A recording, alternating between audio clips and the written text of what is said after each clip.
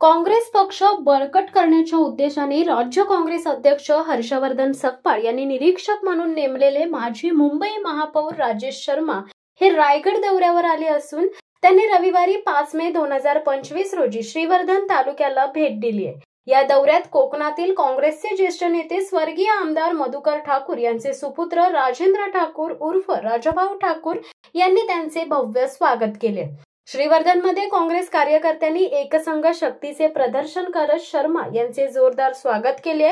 शहरात सर्वत्र काँग्रेसचे झेंडे, फलक आणि स्वागत बॅनर लावण्यात आले होते। श्रीवर्धन काँग्रेसचे उपाध्यक्ष इम्तियाज कोकाटे यांनी पुष्पगुच्छ व शाल अर्पण करून शर्मा यांचे स्वागत केले। दौऱ्याच्या निमित्ताने रोहा, तळा, मानगाव, म्हसळा आणि श्रीवर्धन या तालुक्यातील काँग्रेस अध्यक्ष व कार्यकर्ते एकत्र आले होते। यावेळी इम्तियाज कोकाटे व राजाभाऊ ठाकूर यांनी श्रीवर्धन मधील पक्षाच्या कार्याची सविस्तर माहिती निरीक्षक शर्मा यांना दिली। राजेश शर्मा यांनी आपल्या भाषणात सर्वांचे स्वागत करत राजाभाऊ ठाकूर यांचे विशेष कौतुक केले आणि म्हणाले, राजाभाऊ ठाकूर हे अत्यंत लोकप्रिय नेतृत्व आहेत। त्यांच्या कार्यामुळे माझे निरीक्षणाचे कार्य अधिक सुलभ झाले। हे श्रीवर्धन म्हणजे स्वर्गीय अंतुले यांची भूमी आहे। त्यांच्या या स्वर्गीय मधुकर ठाकूर यांच्या कार्याचा वारसा राजाभाऊ ठाकूर समर्थपणे पुढे नेत आहेत। शर्मा यांनी काँग्रेस कार्यकर्त्यांना लोकांच्या समस्या सोडवण्याचे आवाहन केले।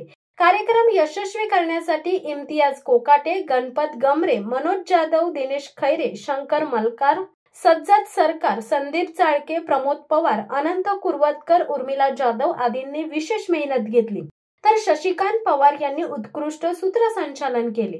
या दौऱ्यामुळे रायगड जिल्ह्यात काँग्रेस पक्ष पुन्हा बळकट होण्यास चालना मिळणार असल्याचे संकेत मिळाले। About Srivardan after seeing today's meeting. After seeing this movement, I think whenever after 4 years the election will come, in the counting right from first round, Congress will be leading and it will be declared Congress elected. Secondly, what steps will you take to tighten the hands of these devoted Congress cadres? I will empower them like nothing. I will give all powers to them and whatever the strength they need from Maharashtra Pradesh Congress Committee and All India Congress Committee. As for example, I can tell you, I will bring Rahul Gandhi little time in Raigad also.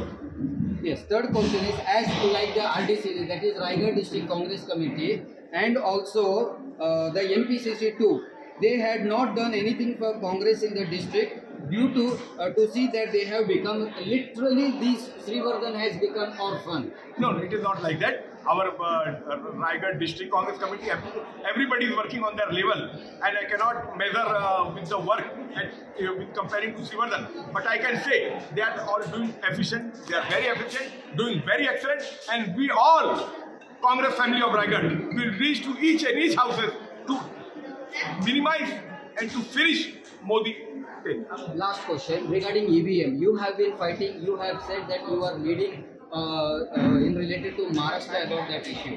Now, as a reporter here, we were earlier tipped that around 80,000, more than 80,000, the contested candidate is almost going to win. So this earlier before the election, we have got the information regarding this.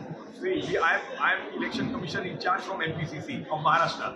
So we are fighting in election commission. We are fighting on street. Rahul ji is fighting in parliament. Rahul ji is fighting in parliamentary standing committee. In court, our 47 candidates are fighting election petition.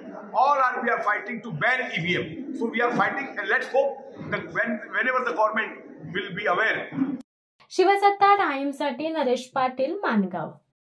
दे धडक बेधडक वृत्त देणाऱ्या आपल्या शिवसत्ता times news चॅनलला लाल button दाबून subscribe करा आणि bell आयकॉनला क्लिक करायला विसरू नका।